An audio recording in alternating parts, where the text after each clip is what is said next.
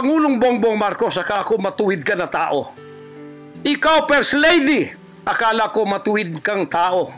Totoo ba yung ginagawa ninyo riyan na meron kayong mga sex orgies at meron kayong mga drug session na nagliligwak kayo ng drug, sumisingot kayo ng drug habang nagsesex orgies kayo? Totoo ba ito?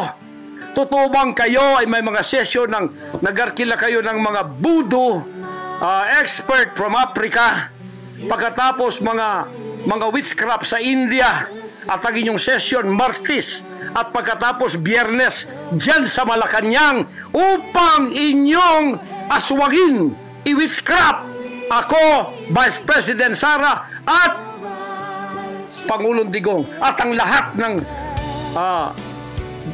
tutol sa inyong paglilingkod. Biro ninyo, naging demons na kayo, nag-devil worship na kayo kung totoo man ito. Nag-devil worship na kayo kung totoo man ito. Para lang kayo ay manatili sa kapangyarihan, para lang kayo ay humawak ng aming pera ang hindi ninyo pinaghirapan.